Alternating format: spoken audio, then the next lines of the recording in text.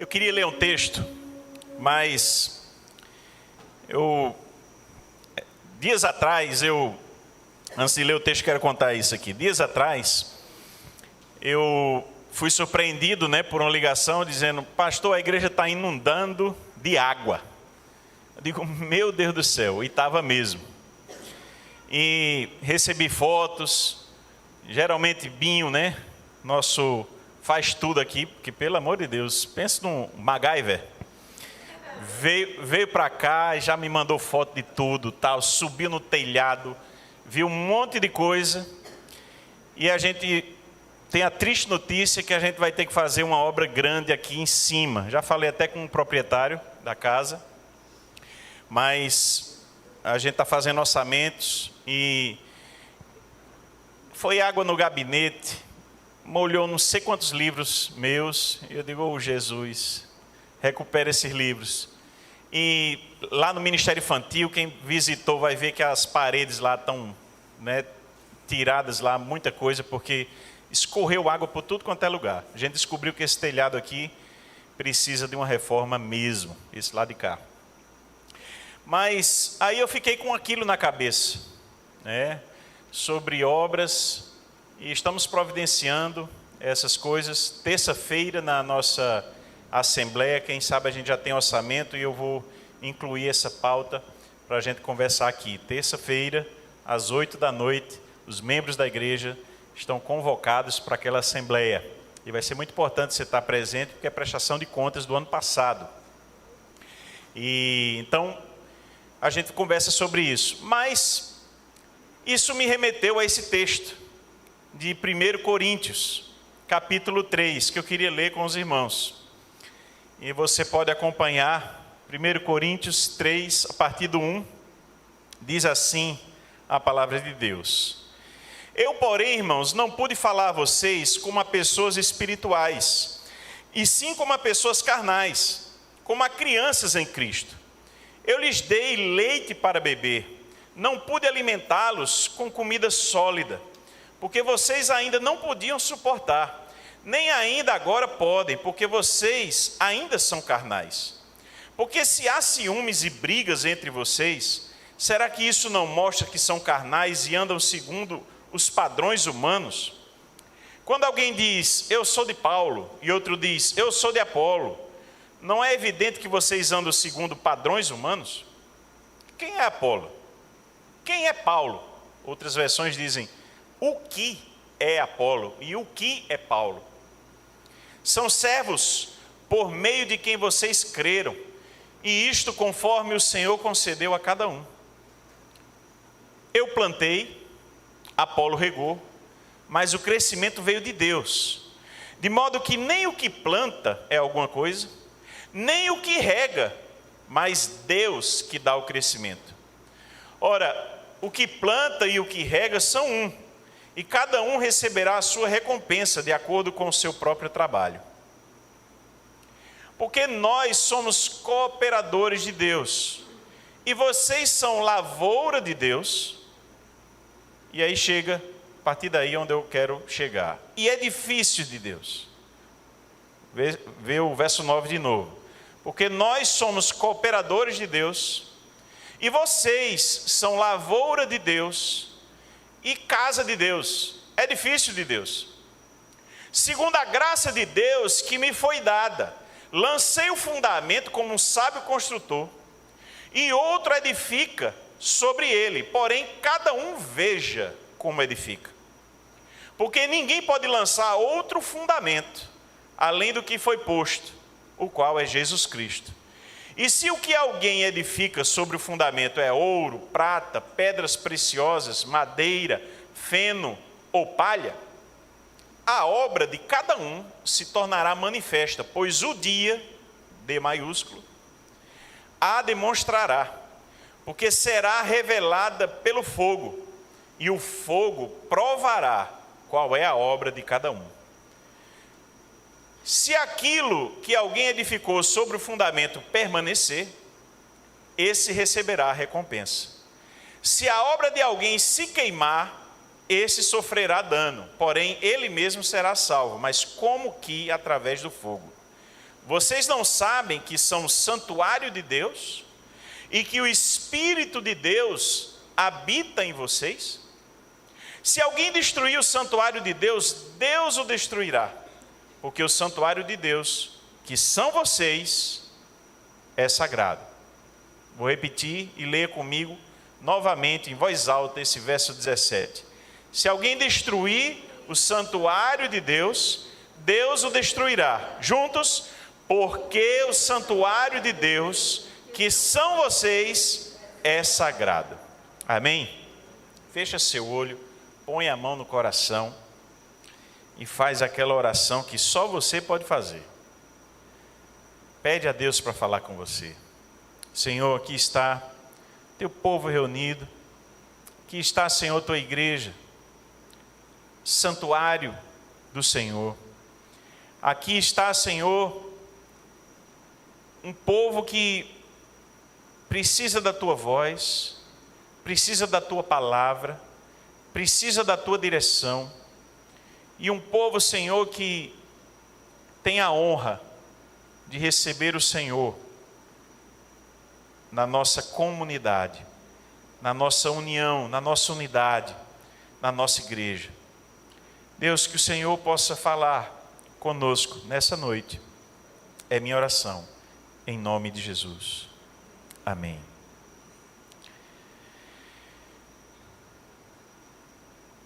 A igreja em obras. Mas o que eu quero trazer hoje não é uma igreja física. É como lemos. Paulo aqui está falando a igreja de Corinto. Corinto, uma cidade portuária, uma cidade na Grécia, que tinha todos os hábitos gregos, teve por algum tempo a presença do apóstolo Paulo pregando o evangelho lá e começando uma igreja. É o que o texto também nos deixa muito claro. Paulo plantou a igreja de Corinto. E ele diz: eu plantei. Apolo, um grande pregador, que despontou na Grécia e em outros lugares também da região, Apolo regou.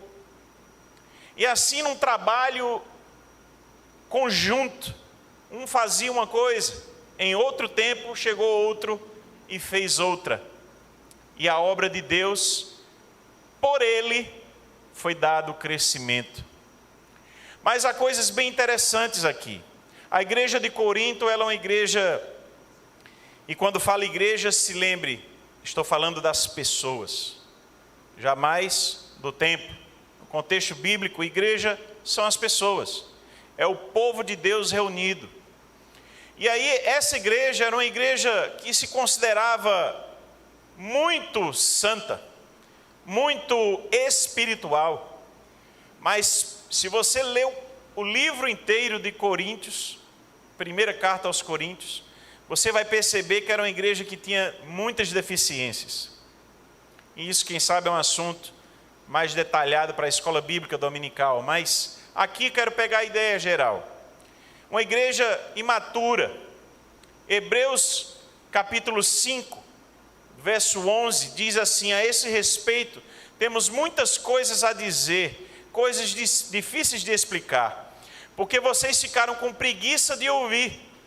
Pois quando já deviam ser mestres, levando em conta o tempo decorrido, vocês têm novamente necessidade de alguém que lhes ensine quais são os princípios elementares dos oráculos de Deus. Passaram a ter necessidade de leite e não de alimento sólido. Ora, todo aquele que se alimenta de leite é inexperiente na palavra da justiça, porque é criança. Mas o alimento sólido é para os adultos, para aqueles que pela prática têm as suas faculdades exercitadas para discernir não somente o bem, mas também o mal. Embora Hebreus não está falando especificamente para a igreja de Corinto, mas para a igreja como um todo, Paulo, no texto que nós lemos inicialmente, mostra uma igreja que era carnal. Esse termo carnal, usado e um tempo atrás por um grande pregador americano, ele tentou classificar o termo carnal como uma terceira possibilidade de fé.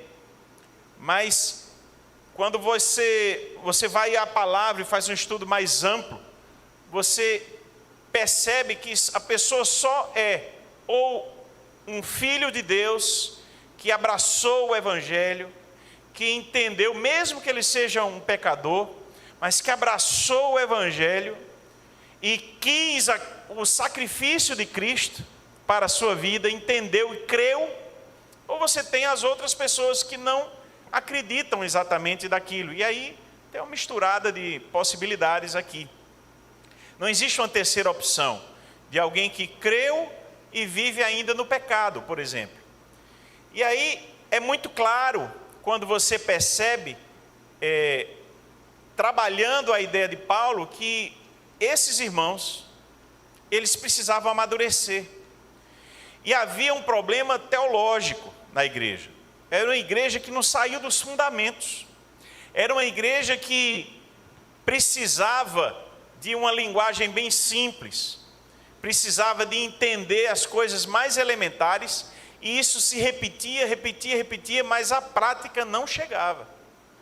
E é o que Hebreus aí, o texto de Hebreus fala, que o alimento sólido é para os adultos, para aqueles que pela prática, ou seja, não é teoria apenas, mas é pela prática, têm as suas faculdades exercitadas. O autor aos Hebreus está explicando da importância de um evangelho prático, que não existe teoria apenas.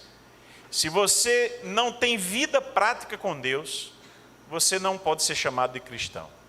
Se você entendeu o evangelho da graça, se você entendeu o sacrifício de Cristo, se você entendeu o que é viver para Deus, se você entendeu que a sua vida precisa morrer a sua vontade, o seu ego, e precisa, como diz Paulo aos 2 Coríntios, na segunda carta, em capítulo 5, ele vai dizer: não vivo mais eu, mas Cristo vive em mim.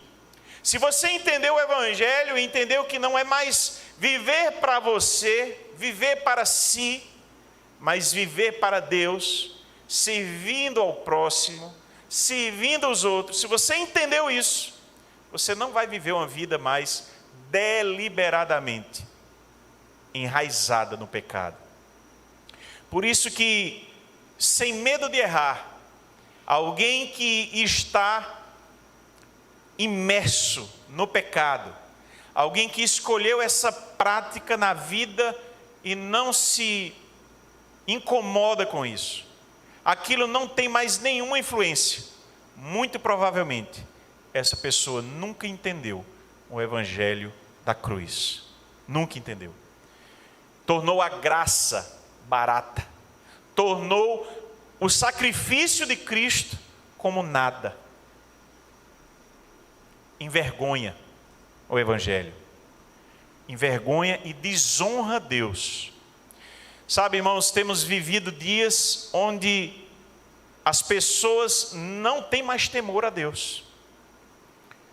E não precisa muito, se você procurar na internet os absurdos que você tem visto. Se você vai na esquina, se você assiste a televisão, qualquer coisa, você vai ver como esse mundo está perdido. Como o mundo não tem mais o que oferecer. Quando tem algo diferente que vale a pena, você chega estranha. Porque o mundo não oferece mais isso. Então, uma igreja imatura, uma igreja que foi chamada de carnal pelo apóstolo Paulo, não sou eu que estou dizendo, é o apóstolo Paulo, disse: vocês são carnais. Eu queria falar alguma coisa mais séria com vocês e não estou conseguindo, porque vocês estão precisando do elementar de novo, pelo amor de Deus. Parafraseando Paulo. Uma igreja também cheia de facções. Lemos aqui: entre vocês há muitas brigas. E aí, o contexto dali, se você perceber, qual é a cidade? Corinto, Grécia. Então, muitos filósofos, sofistas, homens que faziam apologética das suas ideias, seguidores de Platão, outros de Aristóteles, e assim vai. Homens que tinham suas ideias e defendiam, e tinham o hábito de ter discípulos. E aqui é quando o hábito do mundo ao nosso redor vem para dentro da igreja. O que é que os irmãos de Corinto estavam fazendo? Eu sou de Apolo. O outro, eu sou de Paulo. Paulo que plantou a igreja. Facções. Discípulos se formando. Quem me conhece mais de perto sabe que eu sempre tenho um receio muito grande com essa palavra discípulo. Muitas igrejas usam, irmãos, não vai uma crítica aqui não, tá?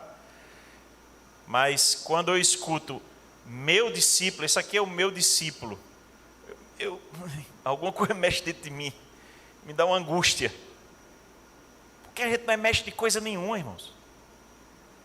A gente não tem cacife, gabarito para ser mestre, para ser um ícone, para ter discípulo. Nós, pela graça, alcançamos Cristo. Você pode ser um irmão mais maduro na fé, que pode ajudar outro. E o termo discipular, que aqui nós usamos também, já fico mais tranquilo, porque é num contexto de que você discipula discípulos a Cristo, e não a você. Então, tenho muito receio de você perceber pessoas se enchendo de muita bola para dizer que são espelho demais, que são referência demais. Desconfie. Eu sou o primeiro a me juntar a Paulo e dizer assim: dos pecadores eu sou o principal. Paulo e eu junto. Se você quiser, tem espaço para você também. Isso não nos dá, e não me entenda mal, isso não é um aval para viver uma vida de pecado. Pelo contrário, quem entendeu a cruz, volta a dizer, quem entendeu a cruz vai viver para Deus, vai lutar enquanto estiver aqui para viver uma vida digna, que honre a Deus, que fuja do pecado, que sabe que seja água e vinho, que seja você espelhando a vida de Cristo, o bom perfume de Cristo, e sendo até exemplo para as pessoas, mas não você dizendo eu sou exemplo. O exemplo, como Paulo diz, talvez você pode se aventurar só nessa frase. Paulo dizia: sede meus imitadores, como eu sou de Cristo. A referência não é Paulo. Quem entendeu que essa palavra de Paulo, a referência é ele, está muito equivocado. Ele disse: olha, faça como eu, me imite nisso. Eu imito Cristo. A referência sempre é o original. E alguém já contou essa ideia, não me lembro agora, que a gente escuta tanta gente, né? Mas alguém disse assim, que um exemplo foi, você pega uma pessoa que queria construir um aprisco, né? Como é que chama outro nome aí para aprisco? Ajuda aí. Um curral de ovelhas. E alguém queria construir um curral mais amplo e pegou estacas e fez uma primeira estaca, sabe, na medida certa do padrão ideal, e começou a cortar aquele padrão, tudo por aquela medida. E aí veio o substituto dele, trocou o turno para começar a fazer, e essa pessoa pegou a estaca, fez a primeira, jogou essa que era o padrão de lado e pegou a que ele fez, e começou a fazer de novo. Aí pegou essa que fez agora, jogou de lado e pegou a nova, e saiu pegando a nova. E quando ele termina de fazer em cadeia, não sei quantas estacas, qual a probabilidade das estacas estarem iguais? Zero. Porque sempre há um desvio no padrão. Você precisa sempre se lembrar do original. Quem é o original? É Cristo. Nosso padrão, irmãos, é Cristo. E o que tem tudo isso a ver com em obras. Quero trazer 3 ideias aqui que estão no texto e podem nos ajudar a entender como igreja que nós precisamos nos avaliar. Nós precisamos repensar o que temos vivido. E se enquanto igreja, enquanto família, enquanto pessoas, porque pode ser na sua casa, pode ser no trabalho, é a mesma coisa. Os princípios que aqui estão não servem apenas para a igreja, mas servem para todos os ambientes, se nós estamos nos balizando no padrão principal que é Cristo. Primeira coisa, irmãos, avalie o conjunto da obra. Falando em construção, né? Estou na linguagem de construção, pode botar aí. Avalie o conjunto da obra. E se você está em obra, se você vai fazer uma reforma, qual a primeira coisa que o pessoal fez aqui quando veio olhar o telhado? Vieram fazer uma avaliação. Olha, tem telha aqui quebrada, a calha está ruim aqui, ó, vai ter que substituir a calha, a inclinação aqui está, aqui vai dar infiltração, aqui tem perigo não de estar tudo. E aí é avaliação. Interessante que antes mesmo de Paulo entrar na ideia de um edifício, que ele usa outras possibilidades, até de lavoura, né? Plantio, colheita, regar. Mas quando Paulo está ainda construindo a ideia, ele fala sobre avaliação de forma indireta. E ele pergunta aqui, e eu achei interessante, dias atrás eu vi Luciano Subirá, ele veio para uma conferência Graça Transformadora, tem até o livro. E ele fez uma pergunta muito interessante, ele disse assim: você está feliz com Jesus? Quem está feliz com Jesus? Levanta a mão, levanta aí agora, está feliz com Jesus? Aí ele disse assim: mas Jesus está feliz com você? Levanta a mão. Eu fiquei impressionado com aquela pergunta, meu Deus, uma pergunta tão simplória, só inverter. Quem está feliz com Jesus? Mas, e Jesus está feliz com você? A gente já não levanta a mão com tanta segurança, né? E aí eu pergunto, que nota você daria para você, fazendo essa avaliação do conjunto da obra? Você que é casa de Deus, você que é parte dessa casa de Deus, que nota você daria? Não responda em voz alta não, tá? Mas pense aí, você daria uma nota, pensou mesmo, pense de 0 a 10, na vida cristã, pense uma nota que você daria para você, pensou? Pensei também aqui. Agora a pergunta é, que nota Deus daria para você? Caiu não? Quem caiu? Levanta a mão.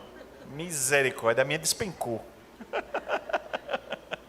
E é porque eu já sabia, viu, que eu ia fazer a pergunta.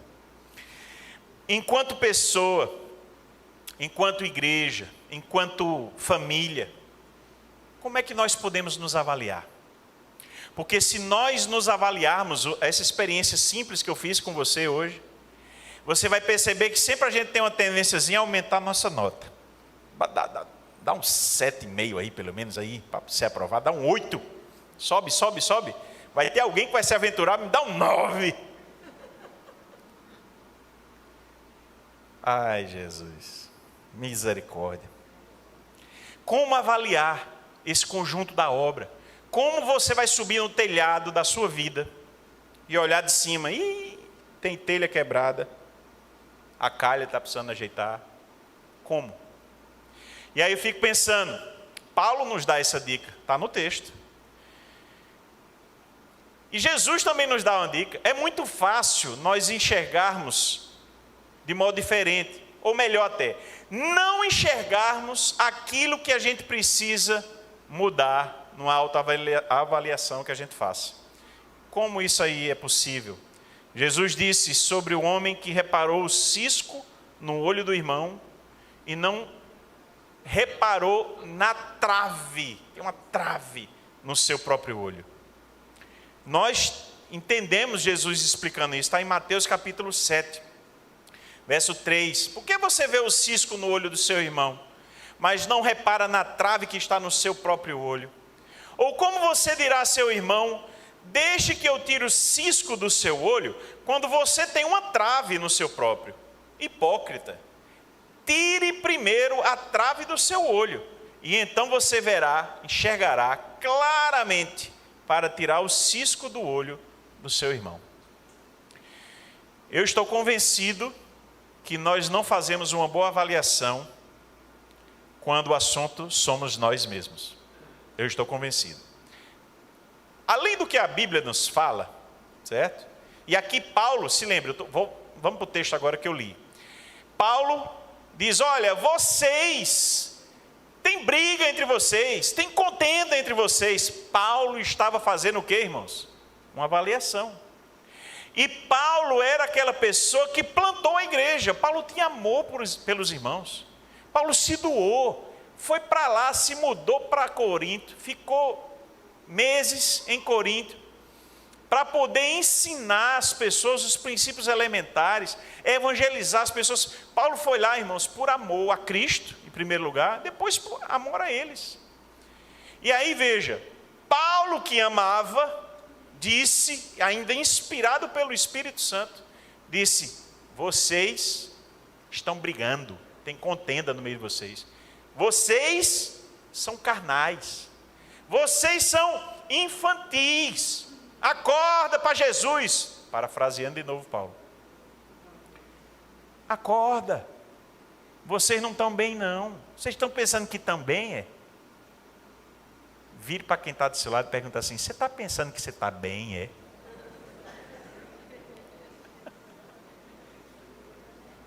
Vire para o outro e diga assim: você está pensando que você está tão bem que impressiona Jesus, é?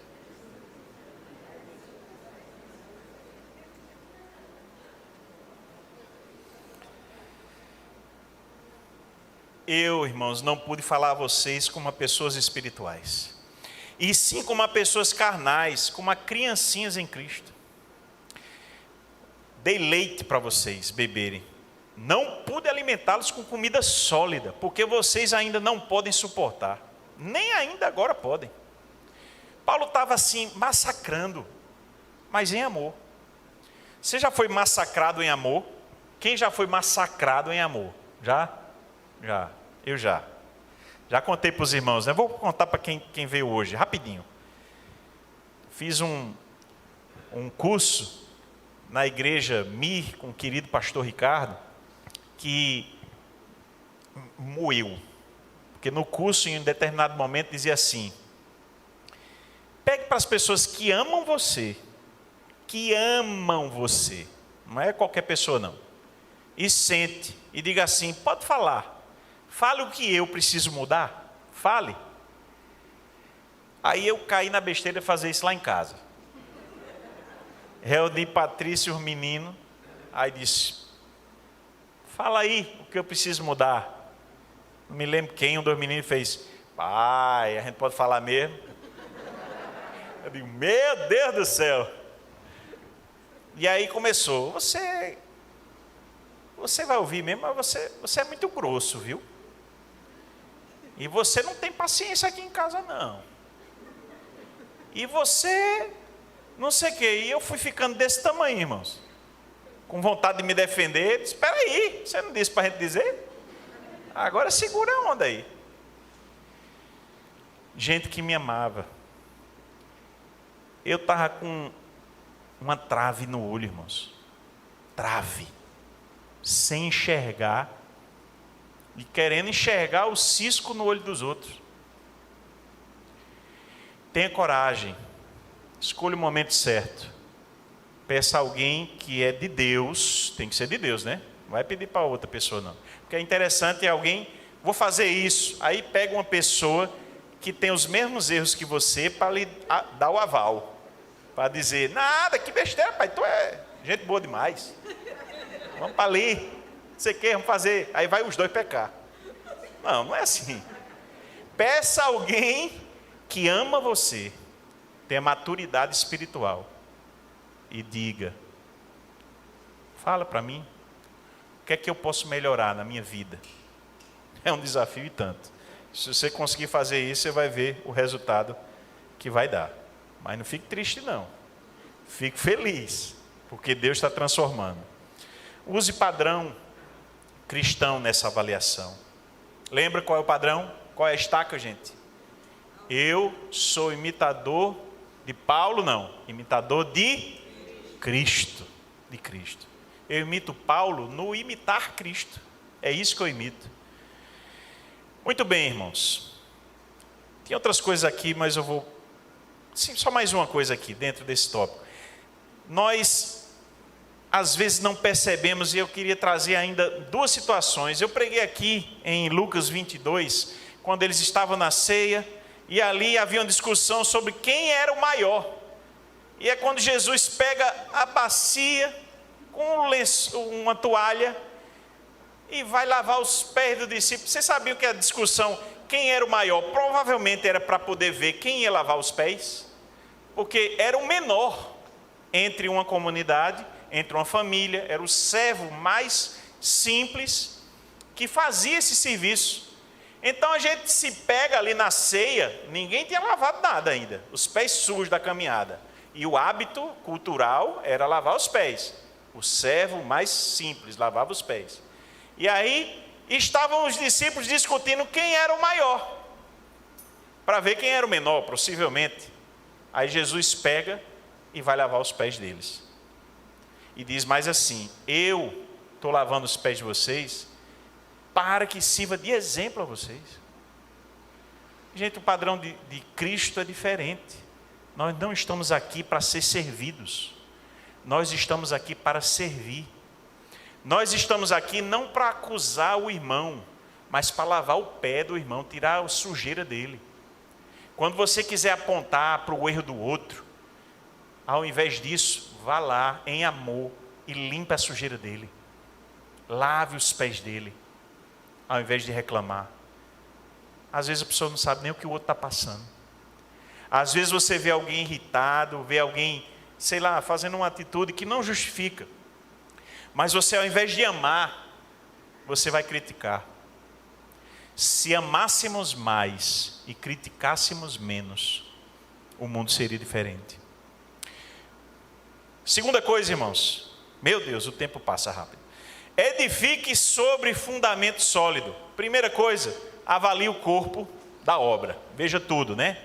Veja o principal. Segunda coisa, edifique sobre fundamento sólido. Porque se você já avaliou, já viu que precisa mudar, agora você precisa fazer crescer aquela obra no fundamento adequado. Você precisa edificar sobre o fundamento sólido. Imagine uma construção que está para ruir e vai um engenheiro lá, avalia os fundamentos, o alicerce, e diz assim: esse alicerce não vai aguentar não. O que você vai ter que fazer? Arranca tudo fora, ajeita, faz de novo. Mas se o alicerce está bom, não, o alicerce é bom. Só foi mal construído isso aqui. Não, então arranca isso aqui. Vamos aproveitar o alicerce. Não é assim que se faz? Não sou engenheiro, mas é a lógica. Aproveitar o que dá para aproveitar e construir num fundamento que seja alicerçado. Aí o texto nos ensina, o verso 10: segundo a graça de Deus que me foi dada, lancei o fundamento como sábio construtor, e outro edifica sobre ele. Porém, cada um veja como edifica. Cada um veja. Aqui há um cuidado de Paulo. Paulo está dizendo assim: vocês precisam edificar sobre um fundamento sólido. Esse fundamento eu já lancei. É Cristo. E aí ele continua: porque ninguém pode lançar outro fundamento além do que foi posto, o qual é Jesus Cristo. Ele estava dizendo porque, irmãos, alguns ali estavam dando mais crédito às palavras de Paulo, à pessoa de Paulo, outros à pessoa de Apolo, como se igrejas tivessem os ícones como alicerce. Eu sei que algumas pessoas, e eu louvo a Deus pela vida de cada um dos irmãos, quando nós perdemos com muita dor nosso querido pastor Kerley.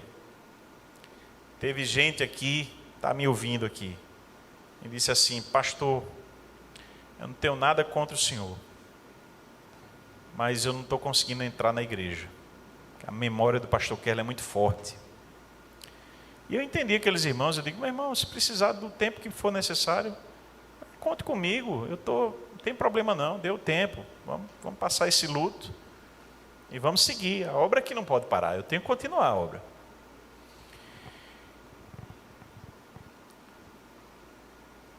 Mas se o fundamento dessa igreja fosse pastor Kerley, não teria ficado ninguém. Não é verdade? Sabe por que a igreja continuou? Porque o fundamento dessa igreja é Cristo.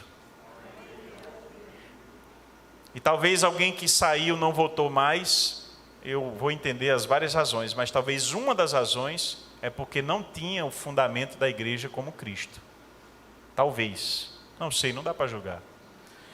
Mas é possível, irmãos, que nós temos igrejas hoje que são ícones. Igrejas hoje que é a igreja do bispo fulano, do apóstolo tal, e são seguidores dessas pessoas. E se elas disserem: lamba o chão agora, você vai lamber. E se disserem outra coisa, a pessoa vai fazer. Pelo amor de Deus, qual é o alicerce? Qual é o evangelho que nós temos seguido? Fundamento dos apóstolos, o ensino de Cristo. Tenho falado essa semana, eu falei acho que em 2 devocionais sobre isso. Nós temos que entender que a nossa vida, a nossa igreja, nós, eu e você, nossa família, precisa ter Cristo como alicerce. E aí sim, nós vamos edificar sobre os ensinos de Cristo a nossa vida. Cantamos hoje aqui, que lindo, né? Nem combinei com o pessoal. Eu vou construir minha vida em ti. No final vamos cantar essa música de novo. Aliás, na ceia. Tu és meu fundamento. Nós precisamos ter sempre Cristo como nosso fundamento. Agora precisamos crescer, irmãos. O alicerce é Cristo, mas a gente precisa ouvir sobre Cristo e tomar as decisões com base nisso, com base nele. Isso é edificar com alicerce em Cristo. Escolher os caminhos certos, que Cristo, baseado na palavra. E aqui deixa eu aplicar isso. Há pessoas que têm desvirtuado o ensino de Cristo nas suas decisões. Sei de gente que tem escolhido casar com uma pessoa que é incrédula, não crê.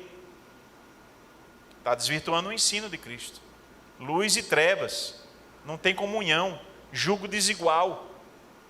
Aí tem gente que tem feito parceria, virou sócio de uma pessoa que é incrédulo. E você tem os princípios de Cristo, a pessoa não tem. Isso vai dar certo? Provavelmente não, irmãos. Tem pessoas que têm deixado de buscar a Deus. Tem pessoas que têm trazido decisões todos os dias que vão contra a palavra de Deus. Isso, irmãos, é edificar não em um fundamento sólido, é edificar fora de Cristo. A base está lá, mas se você não edificar com firmeza no alicerce que é Cristo, a parede vai ficar torta, a obra não vai dar certo, é uma obra que não vai ter aprovação, não vai adiante, porque vai dar problema. Sabe o que é que você pode fazer e vai perceber? Se você analisar as coisas que não deram certo na sua vida, provavelmente você quebrou algum princípio de Deus. Aí quebrou a cara. Além do princípio, quebrou a cara. Se você fizer uma avaliação bem fria as vezes que deu errado, certamente você não consultou Deus. Ou você feriu um princípio de Deus, ou você não gastou tempo em oração também, para buscar a Deus e tomar aquela decisão. Porque Ele não vai abandonar o filho. Quando o filho pede pão, Ele não vai dar o que, irmão? Pedra. Quando o filho pede peixe, Ele não vai dar o que, irmãos? Uma cobra, uma serpente. Não. E aí nós precisamos entender isso. Sansão, deixa eu ilustrar isso. Sansão foi um dos que começou, ele já no ventre foi cheio do Espírito Santo. Um homem cheio do Espírito Santo. A força dele era a presença de Deus na vida dele. Um homem cheio do dom, da unção de Deus, começou a desandar na vida. Por quê? Começou a desvirtuar os princípios. Salomão, um homem que pediu sabedoria a Deus, o homem mais sábio de todos os tempos, começou a desandar porque não usou a sabedoria na própria vida. E começou a desandar. Salomão, Davi, um homem segundo o coração de Deus. Que mancada Davi deu. E já falamos tanto sobre Davi. Um homem que chegou a ser um homicida. Indireto, mas foi. Mandou o cara morrer lá. Urias. E os coríntios, irmãos? Os coríntios estavam fora de esquadro. Voltando ao texto aqui, eles não sabiam trabalhar em equipe. E aqui fica a dica para você. Paulo plantou, Apolo regou. É outro que colhe, é outro que rega. O importante é uma equipe. Se você pensa sozinho, você tem um nível. Se você forma uma equipe, trabalha em unidade com essa equipe, você vai muito mais longe. Nós precisamos ser equipe. Paulo e Apolo não estavam brigando. Sabe quem estava brigando? Os irmãos da igreja. Defendendo um, defendendo o outro. E Paulo está dizendo, não quero não. Eu não quero que você levante minha bandeira não. Não quero isso não. Eu quero que vocês tenham unidade. A gente está no mesmo time. Vocês não entenderam isso não? A gente está no mesmo time. É uma equipe. Eu e Apolo somos uma equipe. Eu plantei, Apolo está regando. Há ciúmes e brigas entre vocês. Eu sou de Paulo. Segundo, faltava ainda, aqui só avaliando Corinto, tá? Faltava dependência de Deus para realizar a obra, que era do próprio Deus. O que é que a Bíblia diz aqui? Paulo plantou, Apolo regou e Deus deu o crescimento. Por que agora eles estavam esquecendo de Deus e defendendo um ou defendendo o outro? A obra é de Deus. Quando você vai na força do Espírito Santo para fazer a ação social, que coisa linda, toda terça-feira nós temos a ação social, sai um ônibus, irmãos, daqui, são mais de 200 alimentações que a gente dá toda terça-feira. Alguém pode criticar, sempre eu digo isso, né? Alguém pode criticar, quem critica não está fazendo, né? Toda semana você pode fazer algo por alguém. Está aqui, para de criticar, vem aqui, venha fazer. Venha ser parte da equipe. Venha fazer algo por alguém. Rejeita a glória humana. A gente visualiza muito quem colhe, né? E eu fico pensando, pense numa igreja grande aqui em João Pessoa agora. Estamos falando do contexto de igreja porque foi o contexto que Paulo colocou, mas pode ser qualquer coisa. Alguma coisa que deu sucesso. Pense numa igreja assim, estourou de gente. Pensou? Conseguiu pensar? Você só vê o pastor que está à frente dele, né? Dela. E quem orou por aquela igreja? E quem gastou tempo nos fundamentos daquela igreja? E quem desenvolveu toda uma estrutura por trás, financiando, ajudando tudo. A gente às vezes é muito injusto nisso. Quem deu os primeiros passos, quem fez o caminho árduo, quem gastou tempo de jejum, oração, joelho. Perderam a unidade do propósito. A última coisa de Coríntio ainda. Nós somos cooperadores de Deus. Paulo está alertando os irmãos que ao invés de brigar, perceba-se nesse contexto. Ao invés de brigar, você precisa entender que você é cooperador de Deus. Dê a mão para quem está do seu lado. O time de Apolo e o time de Paulo se mistura, dá a mão e vai trabalhar. Vai fazer algo. Para de discutir. Vai ajudar pessoas. Vai mostrar a ética de Cristo. Vai fazer algo por alguém. Para de brigar. Os coríntios eram edifício. Essa palavra, oikodome, é uma palavra que é um edifício em obras. É interessante, né? Ele pode ser usado para uma casa já pronta, mas ele também é usado para um edifício em obras. Diga para quem está do seu lado, você é um edifício em obras.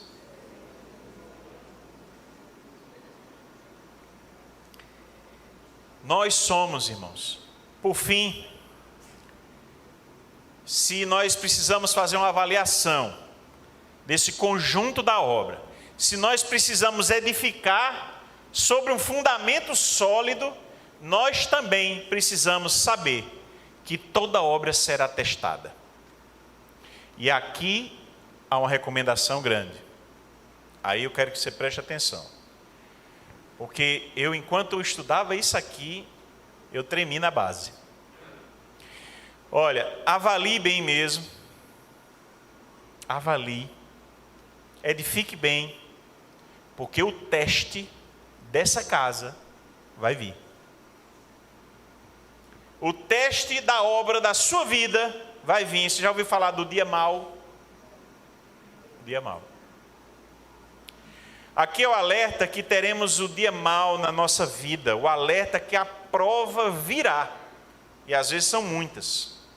O que construiu a obra sobre a rocha é o que ouve o ensino de Cristo e pratica. E o que construiu sobre a areia é o que não pratica. Mas eu quero ir a esse texto. Esse texto de Mateus capítulo 7, verso 21. Ele é muito forte, irmãos. Já preguei sobre ele aqui. Mas ele é tão forte que toda vez que eu leio, isso me confronta. E eu digo, meu Deus, eu preciso ler isso em voz alta. Para a gente fazer sempre um confronto. Diz assim, Mateus 7, 21 em diante. Nem todo o que me diz, Senhor, Senhor, entrará no reino dos céus, mas aquele que faz a vontade de meu Pai, que está nos céus. Para aí. Você já orou? Quem já orou assim, Senhor, Senhor, me ajuda? Já orou? Levanta a mão aí. Já, né? A primeira parte do verso está falando de mim e de você. Pode estar falando. Porque a gente já fez essa oração. A gente pode estar incluído aqui ou não. Aí nem todo que diz, Senhor, Senhor, entrará no reino dos céus. Olha que palavra. Não é de estremecer? E aí ele vai dar a receita. Isso é o próprio Jesus falando. Mas aquele que faz a vontade de meu Pai que está nos céus. Você tem feito a vontade de Deus? Muitos naquele dia vão me dizer, Senhor, Senhor, nós não profetizamos em seu nome, em seu nome não expulsamos demônio. Gente, isso aqui não é qualquer pessoa que faz não, viu? Eu não sei se você já teve o privilégio de se encontrar com o demônio, já? Um privilégio bom, né? Pelo amor de Deus. É um negocinho que eu não peço para ninguém. E Deus sempre prepara pastor, né? Pastor já se encontrou algumas vezes com esse rapaz aí. E é uma coisa meio complicada. Mas eu vou lhe dizer, teve gente que expulsou demônio. Será que vai ter pastor que não vai para o céu? Hein? Diga em voz alta, será que vai ter pastor que não vai para o céu? Olha para isso. E em seu nome não fizemos muitos milagres. Milagres. Você já viu o milagre de Deus? Eu já vi. Agora, através de você, já foi feito algum milagre para alguém? Então, a gente não está falando de coisas simples não, gente. A gente está falando, isso é o padrão de Cristo, falando de pessoas que tiveram destaque, mas que não vão. Então lhes direi claramente, olha essa palavra, que palavra dura. Então lhes direi claramente, eu nunca conheci vocês. Afastem-se de mim, vocês que praticam o mal. Que praticam o mal. Misericórdia, irmãos. Misericórdia. E aí vem o texto: todo aquele que ouve essas minhas palavras e as pratica, será comparado a um homem prudente, que construiu a sua casa sobre a rocha. É nesse contexto que Jesus fala sobre a casa na rocha. Às vezes a gente esquece da primeira parte, né? Vai só sobre construa a casa na rocha. Caiu a chuva, transbordaram os rios, sopraram os ventos, bateram com força contra aquela casa e ela não desabou, porque tinha sido construída sobre a rocha. E todo aquele que ouve estas minhas palavras e não as pratica, será comparado a um homem insensato, que construiu a sua casa sobre a areia. Caiu a chuva, transbordaram os rios, sopraram os ventos e bateram com força contra aquela casa e ela desabou, sendo grande a sua ruína. Deixa eu dizer, olhe para mim. Toda obra será testada. A sua vida vai ser testada. A minha vida vai ser testada. Tudo que nós fazemos um dia vai ser testado. E vamos ver se nossa obra vai permanecer. E aí Paulo conclui, trazendo essa ideia que vai ser passado pelo fogo. É o teste. Eu e você estamos diante da palavra do Senhor, que nos afirma que nós vamos ser testados. Que a nossa obra permaneça, irmão. Eu quero ainda terminar com um texto. Um rei, almocei essa semana com o pastor Valdir, a gente conversou sobre esse texto. Um rei chamado Belsazar, em Daniel, filho do Nabucodonosor, ele desonrou Deus, brincou com Deus, perdeu o temor de Deus.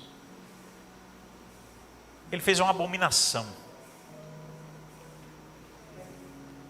Enquanto Belsazar bebia, mandou trazer os utensílios de ouro e de prata que Nabucodonosor, seu pai, havia tirado do templo de Jerusalém, para que ele, os homens importantes do reino dele e as mulheres e concubinas do rei os usassem para beber vinho. Então trouxeram os utensílios de ouro que haviam sido tirados do templo da casa de Deus em Jerusalém e beberam neles. O rei, os homens importantes e as mulheres e concubinas do rei. Verso 4. Beberam vinho. Olha que abominação, irmãos. Deram louvores aos deuses de ouro, de prata, de bronze, de ferro e de madeira e de pedra. Aquele homem mexeu com o sagrado, mexeu com uma desonra a Deus. Um homem que chega a esse ponto de não ter mais temor a Deus, de pegar coisas que eram usadas para cultuar a Deus, para fazer uma orgia, sei lá, e ainda adorar outros deuses com aquilo, recebeu uma punição. No mesmo instante, apareceram uns dedos de mão humana, e começaram a escrever na parede branca, caiada do palácio real, no lugar iluminado pelo candelabro, e o rei via os dedos que estavam escrevendo. O sobrenatural de Deus aconteceu, mas não para trazer algo bom para ele, para trazer condenação. Então o semblante do rei empalideceu, ele ficou pálido, e os seus pensamentos o deixaram perturbado. As suas pernas bambearam e os seus joelhos batiam um no outro, porque o que ele viu, ele sabia. Ele mexeu com o sagrado, mexeu com o que era de Deus, e Deus trouxe punição. O verso 25, ele nos mostra, e o que está escrito é isso, que ele escreveu lá, os dedos: Mene, Mene, Tekel e Passim. Esta interpretação aqui já é Daniel explicando para ele. Mene, Deus contou os dias do seu reinado, ó rei, e pôs um fim nele. Tekel, você foi pesado na balança e achado em falta. Pérez, o seu reino foi dividido e entregue aos medos e aos persas. Então Belsazar mandou que vestissem Daniel de púrpura, que lhe pusessem uma corrente de ouro no pescoço, que proclamassem que passaria a ser o terceiro governo do seu reino. Mas não tinha mais jeito não adiantava honrar um homem de Deus, a punição já tinha vindo. E o verso 30 diz: naquela mesma noite, Belsazar, rei dos caldeus, foi morto. E Dario, o Medo, se apoderou do reino, quando tinha mais ou menos 62 anos de idade. Onde está o temor a Deus? Você tem brincado com Deus? Você tem deixado o pecado entrar na sua vida? Você tem sido essa pessoa que não liga para as coisas de Deus? Onde está o temor a Deus? Filipenses 2,12 diz: assim, meus amados, vocês sempre obedeceram, não só na minha presença, porém muito mais agora na minha ausência. Desenvolvam a sua salvação com temor e tremor.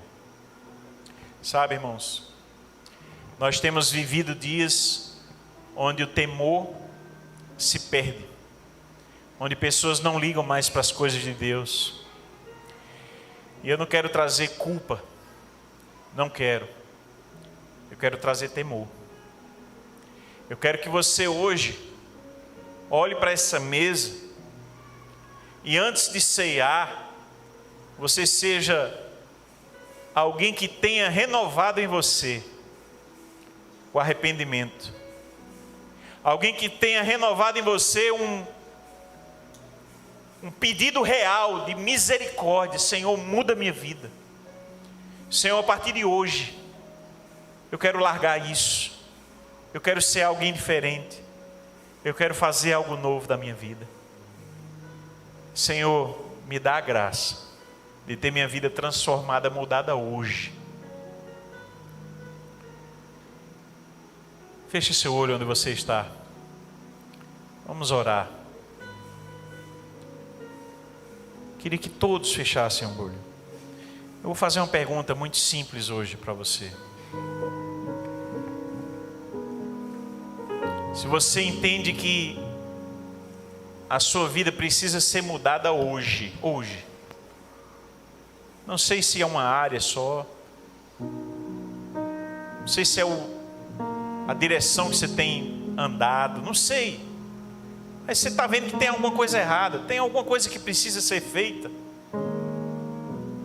e o Espírito Santo lhe incomoda. Todos de olho fechado, por favor. Queria que você levantasse sua mão aonde você está, pedindo a Deus misericórdia. Amém, pode baixar. Mais alguém? Amém, pode baixar.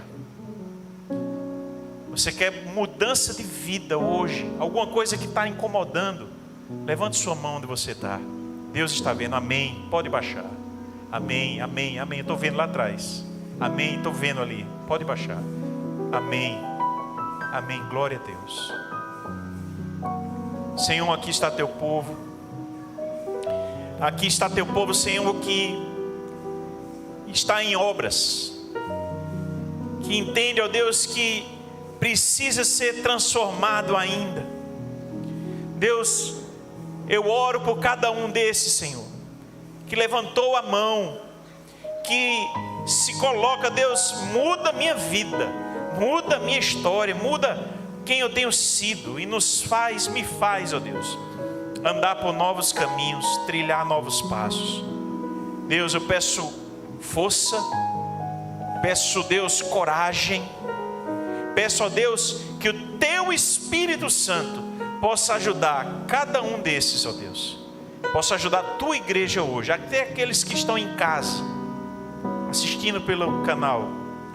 Deus, que o Senhor nos dê a tua graça, para hoje sermos transformados e mudarmos nossa história, em nome de Jesus. Amém. Amém. Dê uma salva de palmas para Ele, para Jesus. Amém. Glória a Deus.